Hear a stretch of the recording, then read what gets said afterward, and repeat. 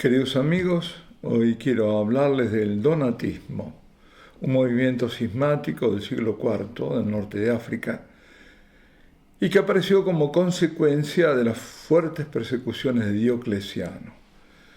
Decidirme a hacerlo es porque ciertas actitudes, ciertos principios, ideas digamos más que principios, se repiten en la historia de la Iglesia y lo estamos viendo ahora mismo. Lamentablemente, ciertas personas que están exaltadas ante lo que vive la Iglesia, indignadas, cargan con todo y contra todo sin ver contra quiénes están arremetiendo, sí. Con la excitación de atacar imposturas, terminan atacando indebidamente lo que no es atacable. Y ya veremos a qué me refiero. Veamos entonces el donatismo. Quiénes eran los personajes más sobresalientes, conspicuos, y cómo todo terminó o no. El cisma donatista, pongamos fechas, comenzó en el año 311. Y para rastrear el origen, como decía, debemos ir a Diocleciano. La persecución de Diocleciano, que fue feroz. El primer edicto de este emperador contra los cristianos del año 303 ordenaba la destrucción de las iglesias y la entrega y quema de los libros sagrados. Es importante esto porque tiene mucho que ver con lo que voy a decir después. La quema de los libros. Tenían que entregarlos y después los quemaban. Pero después siguieron medidas más severas, fue incrementándose la persecución. En el año 304, el cuarto edicto de Diocleciano ordena que todos ofrezcan incienso a los ídolos bajo pena de muerte. Bueno, luego de Diocleciano, hacia el año 305, disminuye la persecución en África, donde hasta entonces ha sido terrible, había sido realmente terrible. Aparece un santo, San Optato, un santo católico contemporáneo, ¿no? Pudo decir de los cristianos de todo el país que algunos fueron confesores de la fe, otros fueron mártires y otros cayeron claudicando, solo escaparon los que estaban escondidos. 100 años antes, Tertuliano, y aquí tiene algo que ver como anales de lo que puede ser lo que ha sido realmente el donatismo, Tertuliano, que es un padre de la Iglesia, había dicho que no era permitido huir de la persecución. Hubo, por otra parte, algunos que se entregaron al martirio diciendo públicamente que eran cristianos. Si no tenían por qué decirlo, lo dijeron. No eran amenazas, antiamenazas, sino era una forma suicida en el fondo, ¿no? Digamos. Sepan que yo soy cristiano, ¿no? Y por supuesto los mataron o los torturaron. A esto la Iglesia desde entonces no los considera mártires. La actitud temeraria no es virtuosa, sino imprudente. Va contra la virtud de la prudencia. Bueno, esto a muchos no les puede llamar la atención, pero es así. Si hay una persecución y yo digo, yo soy cristiano, y sé que me van a matar, soy un tonto en el fondo. Eso no es martirio, eso es suicidio. Bueno, otros no llegaron a matarlos, fueron mártires, otros llegaron, pero confesaron la fe y fueron encarcelados, fueron castigados y otros claudicaron. Por eso, en el año 305, cuando había disminuido la persecución, se suscita el problema ante las acusaciones acerca de aquellos que habían claudicado, que habían entregado los libros sagrados y para que fueran quemados, no los libros. Y los llamaron traditori. De viene traidor, de los traditori. ¿Por qué traditori? Traditori es una palabra latina que viene de tradere, es decir, de entregar. Eran los que entregaban los libros. De viene la traición, traditori. La llamaban así. Y luego, por supuesto, también aquellos que por temor a morir habían quemado incienso a los dioses paganos. Y en todo esto, además siendo el norte de África, se mezclaron las pasiones y la política se mezcló. Pero lo que aquí importa es destacar lo doctrinario, lo que separó doctrinalmente unos de otros. Para los donatistas, la iglesia era una iglesia visible de santos. No se podía admitir en ella a quienes habían no enfrentado la persecución confesando la fe en Jesucristo. Por eso no reconocían la validez, atención, a los sacramentos administrados por los traditori. La habían hecho ellos, entonces ya no podía ser. Estaba impura la cosa. Y en general por los pecadores. Es decir, que en caso de que se arrepentían, entonces tenían que cumplir con las penitencias dictadas por el obispo y se les volvía a bautizar. Es decir, tenían el rebautismo. Bueno, vemos aquí el cisma por una actitud rigorista. Se consideraban puros ellos, los ultras, y esto se opuso con determinación San Agustín al rebautismo, a todas esas locuras de que tenía que el sacramento ser dado por un alguien que tenía santidad de vida. Históricamente, el cisma realmente comienza en el año 311, cuando a la muerte de un obispo, 3 obispos eligen y consagran como sucesor de aquel obispo muerto a Ceciliano, que había sido diácono. Los extremistas, esos que no admitían a ninguno que había claudicado, acusan a Ceciliano, no se sabe si, dicen muchos que no era verdad, pero de todos modos lo acusan de traditor, de que había entregado libros para quemarlos. Algunos habían entregado libros que no eran los religiosos, habían entregado cualquier libro para que los quemaran. Eso también ocurrió. Pues bien, en Cartago se reúnen 70 obispos de Numidia que anulan la elección de Ceciliano y eligen a otro. Ese otro muere a los 2 años y le eligen como tercero, digamos, a Donato. De ahí viene el donatismo, toma el nombre del movimiento. Para afirmar la legitimidad, los donatistas estaban ahí, pero recurren al emperador Constantino. En aquel momento ya había cambiado la suerte de los cristianos. Constantino reconocía al cristianismo, y él mismo después se vuelve cristiano. Es decir, el imperio está con los cristianos. Y apelan a él, para que los obispos galos, piden ellos, los de la Galia, los franceses digamos ahora, medien para solucionar el problema entre católicos y donatistas.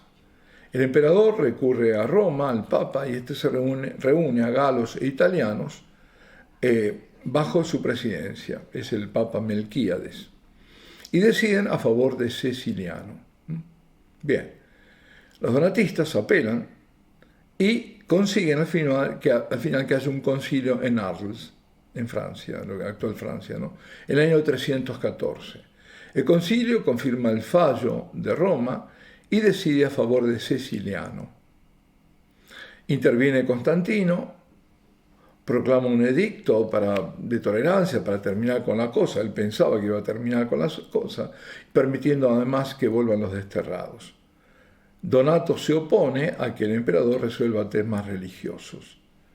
Y convencidos ellos, los donatistas, de ser la iglesia pura, la iglesia verdadera, crean una estructura paralela.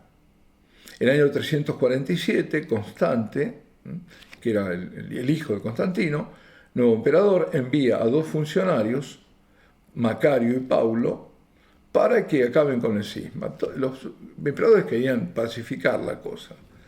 Y se originan movimientos en contra de no aceptación y también de represión, porque esta no aceptación llevó después a una espiral de violencia, y al final estos Macario y Paulo, cuentan con el poder del emperador, de las fuerzas, y hay excesos, claro, pero no tienen que ver nada Macario, sino es la represión. Una cosa lleva a la otra y, como siempre, se cometen excesos. Y esta vez los donatistas son desterrados. Al autorizar el año 362 Juliano, el apóstata, que lo que quería era armar lío en la iglesia y hacían movimientos para crear confusión, porque por eso se lo llama el apóstata, este emperador, la vuelta de los desterrados donatistas los hace volver, todo para armar lío, no porque le interesara ni el donatismo ni los católicos, al contrario. y aparece un parmeniano que reorganiza un movimiento donatista, se reorganiza, y coloca a los católicos en una postura minoritaria, débil, de la que saldrán solo a final del siglo XIV, siglo IV, del siglo IV, gracias a Aurelio de Cartago y sobre todo luego a San Agustín de Hipona. Bien. En el año 411, habíamos empezado con el 311, directamente, formalmente el donatismo. En el 411 hay una conferencia conjunta de católicos y de donatistas, celebrada en Cartago, y concluye de nuevo con la victoria de los católicos, ya que no pudieron refutar los donatistas los argumentos fuertes que tenía San Agustín.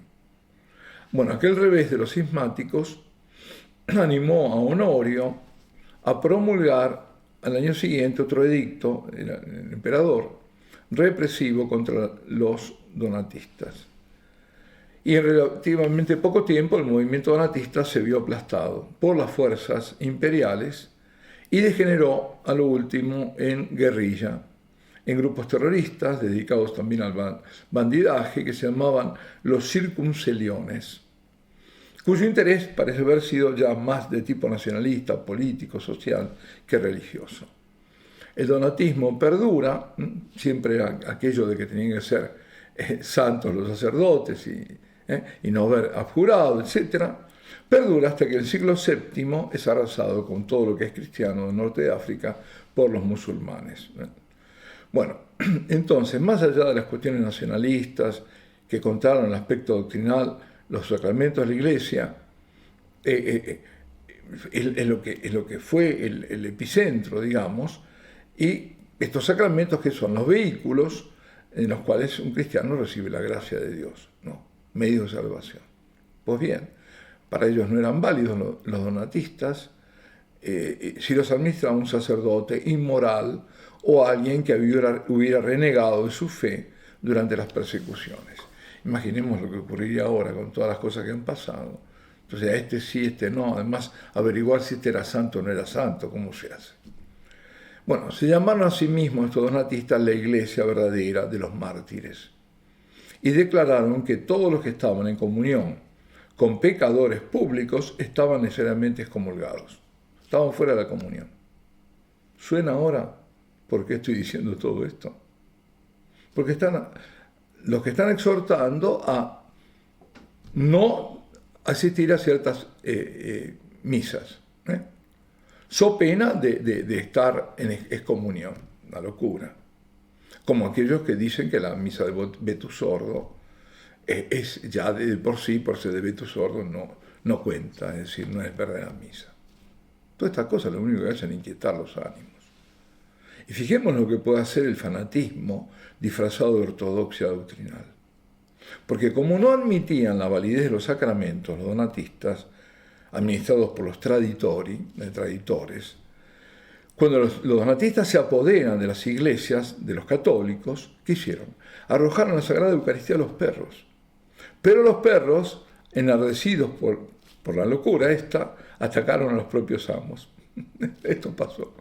Realmente pasó. Incluso una ampolla de crisma que la arrojaron por una ventana fue encontrada intacta en las rocas. Cristal. Ahora suena entonces por qué me quería referir a los donatistas. San Optato fue un obispo católico anterior a San Agustín, creo que lo mencioné antes. Apologeta que refuta la doctrina de los donatistas y lo hace con una serie de libros, creo que eran 7 libros. Y él muestra la validez del bautismo incluso cuando es conferido por pecadores, ya que es conferido por Cristo, es Cristo el que está bautizando, siendo el ministro el único instrumento. Es decir, lo mismo con la Eucaristía. La Eucaristía, ¿qué hace la validez de la Eucaristía? El sacerdote válidamente ordenado y la materia y la forma, que sean las debidas. Es decir, que sean panásimo, que sea el vino que debe ser, sin aditamentos, y las palabras consagratorias, eso es la parte formal, la parte importante de la consagración. Si eso no está cambiado, hay Eucaristía, punto. Entonces, ¿cómo se puede decir que está fuera de la comunión? Habrá otros motivos, pero no, eso no se debe tocar la Eucaristía. Lo de San Optato es la primera declaración importante de la doctrina de que la gracia de los sacramentos se deriva del opus operatum de Cristo. Es decir, Él es el que obra, el que hace la obra, el operador de la obra, para decirlo de una forma, independientemente de la valía del ministro. Todo lo demás, pero lo importante es el sacramento. ¿Y cómo? ¿Quién tiene la potestad de decir que ese sacramento no debe ser rechazado? Es tremendo, ¿eh? Queridos amigos, por eso están los que exaltan a los pobres fieles que resultan confundidos aún más, como si no fuera ya grande la confusión. Mucha confusión hubo también en el siglo XIV. Siglo XIV, cuando llegaron a ver en un determinado momento hubo hasta 4 papas. 2 grandes santos estaban apoyando a 2 candidatos diferentes. San Vicente Ferrer y los 2 además dominicos. San Vicente Ferrer, al español apoyaba al español Pedro de Luna, que fue elegido como Benedicto XIII. Luego destituido por el Concilio de Constanza en 1417. Y Santa Catalina, estamos a caballo entre el siglo XIV y el XV, y Santa Catalina, que estaba a favor del Papa italiano. Ahora, ¿podemos imaginarnos a Santa Catalina exhortando a no asistir a una misa donde se celebraba cum Papa Benedicto XIII, es decir, con Pedro de Luna? O a San Vicente advirtiendo severamente a los fieles que quienes se negaren a celebrar con el Papa español, con Luna, con Benedicto XIII, quedarían fuera de la comunión de la Iglesia? Absurdo, ¿verdad? Bueno, que haya paz en vuestros corazones. Sigamos todos a Cristo, que así no nos equivocaremos nunca. Alabado sea Jesucristo.